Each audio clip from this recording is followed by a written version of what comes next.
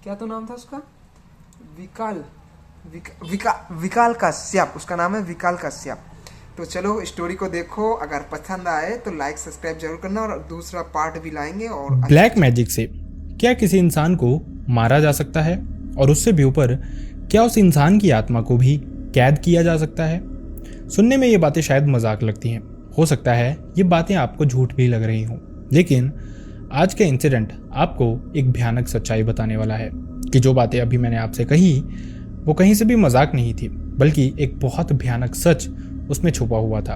Incident है हिमाचल प्रदेश का, और ये इंसिडेंट हमारे साथ शेयर किया एक लड़की ने, जो कि इस सारे इंसिडेंट के समय सिर्फ 12 साल की थी। इंसिडेंट इतना ज़्यादा भयानक है कि हो सकता है आप ये इंसिडेंट सुनने के बाद अपने अड़ोस पड़ोस के लोगों से थोड़ी दूरी बना लें, अगर आपकी उनसे बनती ना हो।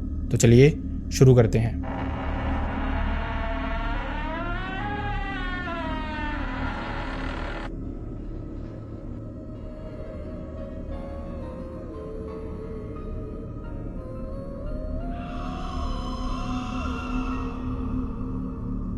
हाय and welcome back everyone. First of all thank you so much हमारी वीडियोस को इतना प्यार देने के लिए। अगर आपका प्यार इसी तरह से मिलता रहेगा तो वीडियोस भी इसी तरह से आती रहेंगी। बस अगर आपको वीडियोस पसंद आती हैं तो वीडियोस को हाइप करना ना भूलें, और साथ ही अगर आपके कोई सजेशंस है तो आप कमेंट बॉक्स में बता सकते हैं, हम आपके सजेशंस हमेशा देखते रहते हैं।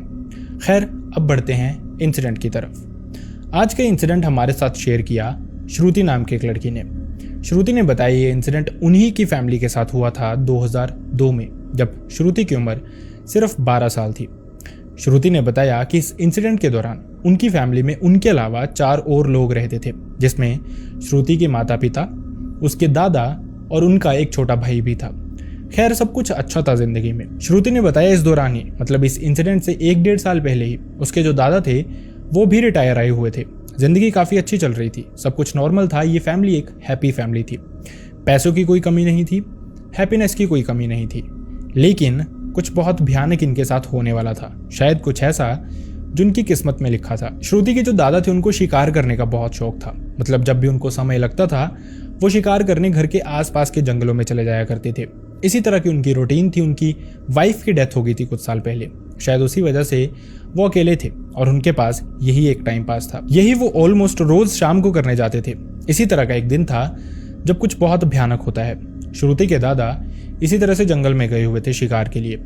हल्की हल्की शाम भी होनी शुरू हो गई थी। उनको एक जंगली मुर्गा दिखाई देता है। उसका पीछा करते करते वो जंगल के अंदर जाने लगते हैं बिना आवाज किए, और वो इंतजार कर रहे थे कि शायद वो थोड़ी देर कहीं रुकेगा।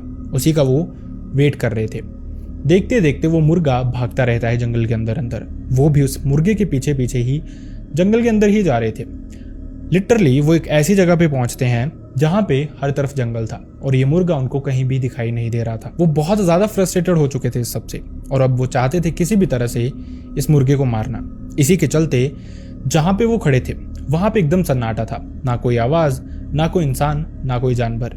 अचानक से उनको उनके पीछे वाली साइड से एक आवाज सुनाई देती है। एक हलचल सी होती है, पत्तों की आवाज सुनाई देती है, और वो बिना देखे फ्रस्ट्रेशन में ही गोली चला देते हैं। जैसे वो इस जगह की तरफ बढ़ते हैं जहां पे उन्होंने गोली चलाई थी, और वो झाड़ियां हटाते हैं, लिटरली वो कुछ बहुत भयानक देखते हैं। जिसको उन्होंने एक बर्ड समझ के गोली मारी थी, वो असल में कोई बर्ड नहीं था, बल्कि एक इंसान था, और इस इंसान का नाम था दीप।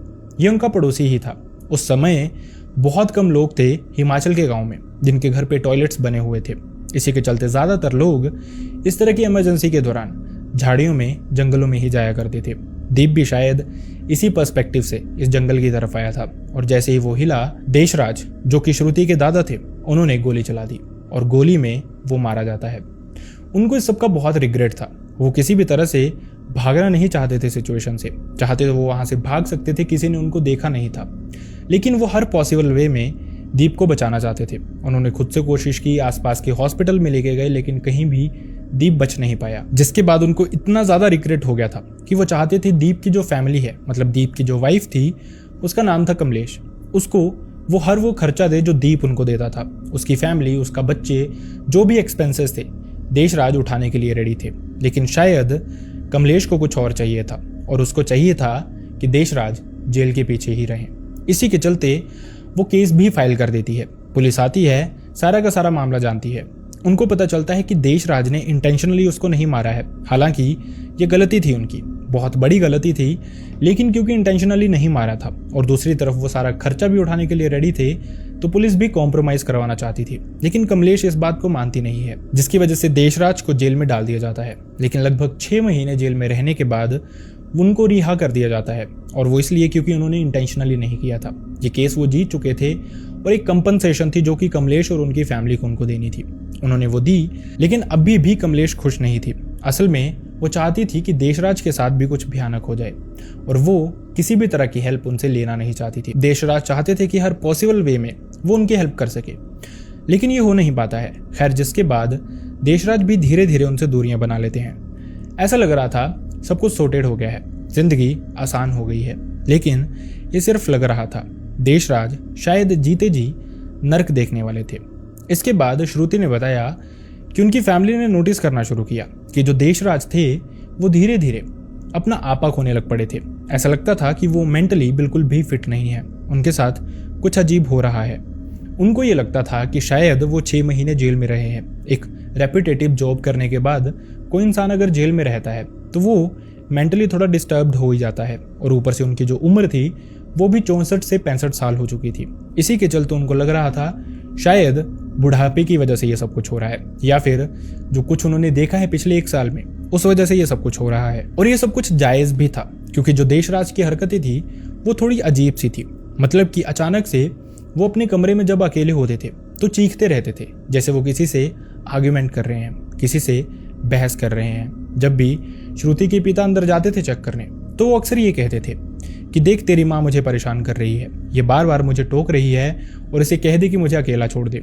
लेकिन देशराज की जो वाइफ थी उनकी डेथ कुछ साल पहले हो चुकी थी, तो ये कैसे पॉसिबल था कि वो उनसे बात करे। फैमिली को अभी भी लग रहा था शायद वो मेंटली फिट नहीं है। इस उम्र में बूढ़ों को कहीं भेजा भी नहीं जाता, उनको घर पे ही रखा जाता है, उनकी सेवा की जाती है। देशराज की फैमिली भी यही कर रही थी, मतलब श्रुति के माता पिता भी यही कर रहे थे। थोड़ा टाइम बीतता रहता है, लेकिन जो प्रॉब्लम्स थी वो कम नहीं हो रही थी, इंस्टेड बढ़ती ही जा रही थी। श्रुति ने बताया कि जो उसके दादा थे वो कभी कभार रात को वक्त बे वक्त उठ के बाहर आ जाते थे। जैसे वक्त हो रहा होता था 1 बजे से 1:30 बजे के बीच में, और वो उठ के बाहर आते थे। अपने बेटे को कहते थे, मैं शिकार करने जा रहा हूँ। इस समय कोई भी इंसान शिकार करने नहीं जाता, लेकिन वो अक्सर यही कहते थे और उठ के जाने लग पड़ते थे। बहुत मुश्किल से उनको रोका जाता था, कंट्रोल किया जाता था। लेकिन ये अकेली प्रॉब्लम्स नहीं थी, इसके अलावा भी और भी प्रॉब्लम्स आनी शुरू हो गई थी उनकी ज़िंदगी में। जैसे कभी कभार वो अपने कमरे से भागते हुए बाहर आते थे, ये कहते हुए कि मेरे कमरे में बहुत सारी चींटियां हैं और वो मेरे बिस्तर पे भी भरी पड़ी हैं, मुझे वो काट खाएंगी, मुझे बचा लो, मुझे वहाँ नहीं सोना। जब कोई देखने जाता था उनके कमरे में तो कुछ भी नहीं होता था, कोई नामो निशान नहीं होता था, और ये टाइम फ्रेम भी इतना ज़्यादा नहीं होता था कि चींटियां वहाँ से निकल जाएं। मतलब कि मेंटली उनके साथ कुछ प्रॉब्लम्स हो रही थी। इसी के चलते देशराज के बेटे और बहू ने उनको बहुत चेक करवाना शुरू किया आसपास के हॉस्पिटल्स में, लेकिन कहीं से भी रिकवरी नहीं हो रही थी। लास्ट में रिजल्ट ये निकलता है कि मोस्ट प्रोबेबली उनको डिप्रेशन हो गया है, या वो मेंटली थोड़े डिस्टर्ब्ड हो गए हैं। इस उम्र में उनको कहीं एडमिट करवाना भी सही नहीं है। इसी के चलते ज़्यादातर डॉक्टर्स उनको सजेस्ट करते हैं नींद की दवाई देने की, ताकि उनको नींद पड़ जाए, वो थोड़ा सो लें तो रिलैक्स फील करेंगे, कम से कम रात उनकी शांति से निकलेगी, तो हो सकता है वो ठीक हो जाएं। ज़्यादातर जो मेंटल पेशेंट्स होते हैं उनके साथ यही किया जाता है। इसीलिए माना जाता है कि उनकी जो स्लीप होती है वो पूरी नहीं होती, उसी वजह से वो और भी ज़्यादा डिस्टर्ब्ड होते जाते हैं। शायद यही देशराज के साथ हुआ था, सबको यही लग रहा था। इसके चलते उनको नींद की दवाइयाँ दी जाती हैं, घर भेज दिया जाता है। श्रुति ने बताया इसके बाद से रेगुलरली मतलब किसी इंसान को नॉर्मल सोने के लिए 1 पिल बहुत होती है, 1 दवाई 1 टैबलेट बहुत होती है। लेकिन देशराज को 2 से 3 टैबलेट्स रोज रात को दी जाती थी, लेकिन फिर भी वो सो नहीं पाते थे। उनके सामने वो टैबलेट्स खाते थे, लेकिन फिर भी बीच बीच में उठ जाते थे। और उसी तरह से मैं शिकार करने जा रहा हूँ, और टाइम हो रहा होता था 1 से 1:30 बजे का।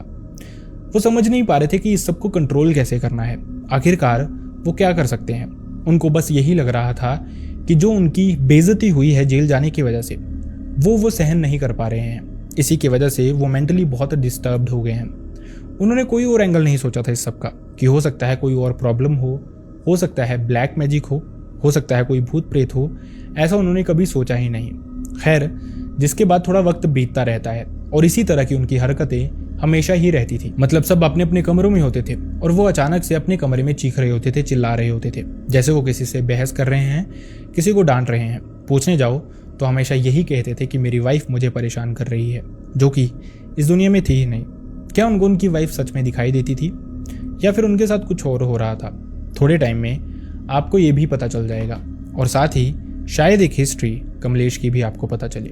खैर, इसके बाद थोड़ा वक्त और बीतता है। देखते देखते देशराज बहुत वीक होते जा रहे थे। ये चीजें उनको अंदर ही अंदर से खाई जा रही थी और लगभग 1-1.5 साल ही वो सहन कर पाते हैं, जिसके बाद उनकी जान चली जाती है। ये जो इंसिडेंट था ये देशराज की फैमिली के लिए बहुत बुरा था। मतलब कि जाते जाते देशराज ने एक ऐसा टाइम देखा था जो शायद किसी भी इंसान को इस दुनिया से जाने से पहले बिल्कुल भी नहीं देखना चाहिए। किसी भी इंसान की मौत पीसफुल होनी चाहिए, लेकिन देशराज के साथ ये नहीं हुआ था। शायद इसी की वजह से कुछ और भी आगे होने वाला था। श्रुति ने बताया देशराज की डेथ के बाद उन्होंने लास्ट राइट्स पूरी की, सब कुछ किया जो किया जाता है नॉर्मली हिंदू मान्यता के अनुसार, जिसके बाद उनको लग रहा था कि शायद देशराज अब पीस में होंगे, शांति में होंगे, लेकिन ऐसा था नहीं कुछ भी। श्रुति ने बताया उनकी फैमिली को, उसके माता पिता और श्रुति को, उसका भाई तो बहुत छोटा था उस समय, शायद उसको समझ नहीं थी, लेकिन इन तीनों को कभी कभार ऐसा लगता था सोए सोए जैसे देशराज उनको बाहर से बुला रहे हैं, उनका नाम लेके उनको बुला रहे हैं। ऐसा उनकी हेलुसिनेशन भी हो सकती थी, क्योंकि ऐसा माना जाता है जब फैमिली मेंबर कोई चला जाता है इस दुनिया से तो उसकी प्रेजेंस किसी न किसी वे में सबको फील होती रहती है। ऐसा लगता रहता है बहुत सारे दिनों तक कि शायद वो इंसान जिंदा है, शायद वो इंसान हमें बुला रहा है। हो सकता था यही हो रहा था देशराज की फैमिली के साथ, लेकिन आगे जो होना शुरू हुआ उसने उनको रियलाइज करवा दिया कि जो देशराज ने भुगता है वो शायद अब वो भी भुगतने वाले हैं। श्रुति ने बताया इसी तरह की एक रात थी, मतलब रात को जो यूजुअली टाइम होता था 1 से 1:30 बजे के अराउंड, जिस समय देशराज अक्सर उठ के शिकार करने चले जाया करते थे, निकल जाने की कोशिश किया करते थे जब वो मेंटली बिल्कुल डिस्टर्ब्ड थे। उसी समय अचानक से श्रुति के पिता को एक आवाज़ आती है उनके दरवाजे के बाहर से, बिल्कुल उसी जगह से जहाँ से देशराज खड़े होके कहते थे। वो आवाज़ थी कि मैं जा रहा हूँ शिकार करने, थोड़ी देर में वापस आ जाऊँगा। अचानक से श्रुति के पिता की नींद खुल जाती है। श्रुति के पिता के साथ उनकी माता भी उठ जाती है और थोड़ी ही देर में एक दरवाज़ा बहुत ज़ोर से बंद होता है और ये जो दरवाज़ा था बंद होने वाला ये किसी और का नहीं था, देशराज का था। मतलब कि कुछ तो वहाँ पे पैरानॉर्मल हुआ था जो कि देशराज के बेटे और बहू दोनों ने फील किया था। वो उठ के जाते हैं, बाहर देखने की कोशिश करते हैं, लेकिन ऐसा कुछ भी नहीं था। ये पहली रात थी लेकिन आखिरी नहीं थी। उन्होंने इस चीज़ को भी एक वहम सोच के निकाल दिया अपनी लाइफ से, लेकिन इसके बाद वही होना शुरू हुआ जो देशराज के साथ हो रहा था। लिटरली उनके सारे के सारे घर में बहुत सारी चींटियां आ चुकी थी, कहाँ से किसी को भी नहीं पता। उसी तरह से उनके बेड भर गए थे, उसी तरह से उनका फ्लोर भर गया था। जैसे देशराज हमेशा चिल्लाते हुए निकलते थे कि चींटियां मुझे काट खाएंगी, मेरा कमरा भर गया है, उसी तरह की चीज़ें उनके साथ भी हो रही थी। अब वो समझ गए थे कुछ ना कुछ तो एंगल है जो कि पैरानॉर्मल है। उनको शायद इस तरह के किसी इंसान के पास भी एक बार चेक करवाना चाहिए, हो सकता है कुछ भयानक चीज़ हो। इसी के चलते देशराज के बेटा और बहू प्लान करते हैं कि वो कहीं पे चेक करवाएंगे। कहाँ पे? वो उनके पड़ोस में ही एक चेला रहता था। चेला बेसिकली एक तांत्रिक मान सकते हैं आप, जिसको हिमाचल में चेला कहा जाता है। ऐसा माना जाता है कि वो इंसान बहुत नज़दीक होता है देवी देवताओं के, भगवान के, और किसी भी इंसान पे अगर भूत प्रेत हावी हो, ब्लैक मैजिक हुआ हो तो वही इंसान सोल्यूशन करता है। खैर, इसके बाद रात होती है, रात को फैमिली सो जाती है और उसी समय रात को लगभग 1:30 से 2 बजे के अराउंड अचानक से श्रुति के पिता को वही आवाज़ सुनाई देती है उनके दरवाजे के बाहर से, मैं शिकार करने जा रहा हूँ, थोड़ी देर में वापस आ जाऊँगा। अचानक से देशराज की फिर से वैसे ही नींद खुल जाती है। झटके से वो उठते हैं, उनकी वाइफ भी झटके से उठ जाती है और जैसे वो उठते हैं फिर से दरवाजे की आवाज़ आती है जैसे दरवाज़ा बंद हुआ है। अब ये जो फीलिंग थी ये बहुत रियल सी थी। श्रुति के जो पिता थे वो खुद जाके देखने की कोशिश करते हैं।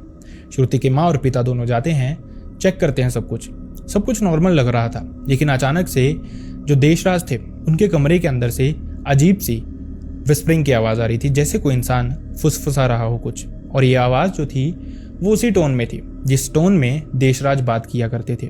उन्होंने बहुत कोशिश की दरवाजे से बाहर से ही देखने की, लेकिन जब कुछ दिखाई नहीं दिया तो उन्होंने दरवाज़ा खोला। जैसे दरवाज़ा खुलता है अंदर एकदम अंधेरा था, कोई भी इंसान नहीं था। तो ये आवाज़ें कहाँ से आ रही थी जो दोनों ने सुनी थी? अब दोनों क्लियर हो चुके थे कि सच में उनको कल चेले के पास जाना ही पड़ेगा। कुछ ना कुछ पैरानॉर्मल है जो उनकी फैमिली के साथ हो ही रहा है। इसी के चलते वो सोने की कोशिश करते हैं। नींद नहीं आ रही थी, लेकिन जैसे तैसे थोड़ी देर में उनको नींद आती है। अचानक से सुबह 6 से 6:30 बजे के बीच जो देशराज के बेटे थे उनको फिर से देशराज की आवाज़ सुनाई देती है कि मैं शिकार पे जा रहा हूँ। और ये जो आवाज़ थी ये बहुत क्लियर थी, मतलब जो भी आवाज़ें अभी तक आई थी उन सब में से क्लियर, जैसे रियलिटी में ये सब कुछ हुआ हो। और उनकी एकदम से नींद खुल जाती है। उनको ये वहम लग रहा था, लेकिन अब वो उठ गए थे। अभी वो रियलाइज़ कर ही रहे थे ये सब कुछ बैठ के कि अचानक से सामने से दरवाज़ा खुलता है, श्रुति आती है। वो बहुत डरी हुई थी और वो सिर्फ एक ही बात कहती है कि क्या आपने भी आवाज़ सुनी? मतलब कि जो आवाज़ देशराज के बेटे ने सुनी थी, जिस आवाज़ ने उनको उठाया था, वही आवाज़ श्रुति ने भी सुनी थी। एक ही समय पे दो इंसानों ने सेम आवाज़ सुनी। मतलब कि कुछ तो था जो सच में हुआ था, कुछ तो भयानक था जो वहाँ पे ज़रूर हो रहा था। इसी के चलते फैमिली अब उठ गई थी। वो फटाफट से रेडी होते हैं, फ्रेश होते हैं और इसी चेले के पास पहुँचते हैं। उसको सब कुछ बताते हैं कि इस तरह की चीज़ें उनकी फैमिली के साथ हो रही हैं। ये चेला उनको कुछ चीज़ें बताता है कि ये सामान अपने घर पे रख लेना, मैं शाम को पहुँचता हूँ। यही सब कुछ होता है। श्रुति के माता पिता ये सारा सामान लेके अपने घर पहुँचते हैं, जिसके बाद देखते देखते शाम को ये चेला भी उनके घर पे आता है।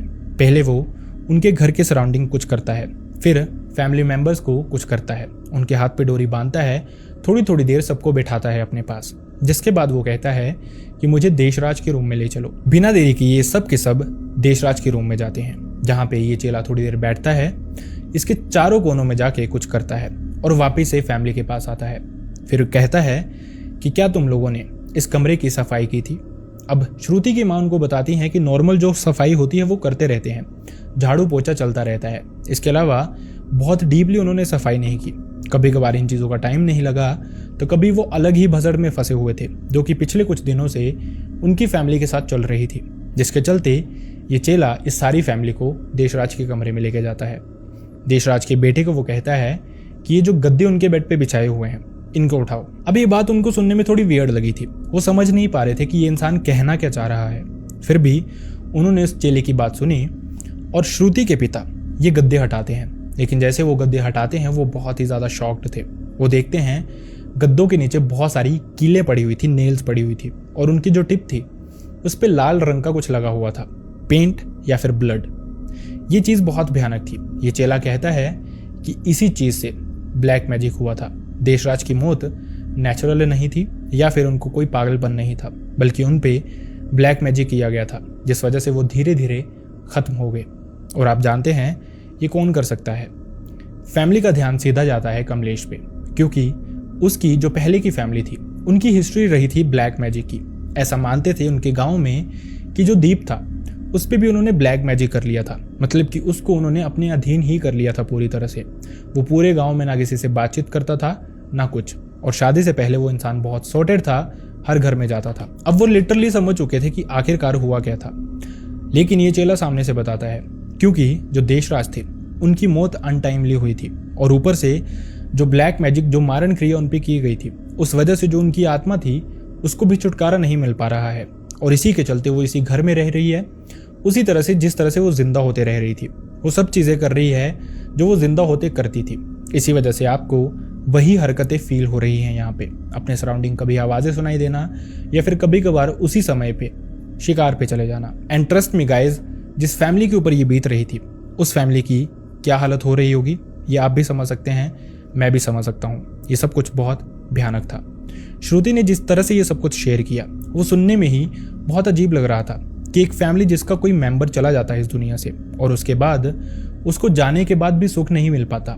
मरने के समय तो वो बहुत बुरा देख रहे थे, लेकिन मरने के बाद भी वो वहीं पे फंसे रह गए थे। खैर, इसके बाद इस चेले ने उनको बताया कि इनकी आत्मा की पहले एक पूजा करनी पड़ेगी, मतलब इनको इस ब्लैक मैजिक से छुटकारा दिलाना पड़ेगा देशराज की आत्मा को, और फिर से जो लास्ट राइट से दोबारा करने पड़ेंगे। इसी के बाद उनकी आत्मा को छुटकारा मिलेगा। श्रुति की फैमिली ने देरी नहीं की। बिना देरी किए उन्होंने 1-2 दिन में ही ये सब कुछ निपटा दिया, जिसके बाद उनको घर पे ना चींटियां दिखाई दी, ना कोई आवाज़ सुनाई दी, सब कुछ नॉर्मल हो गया।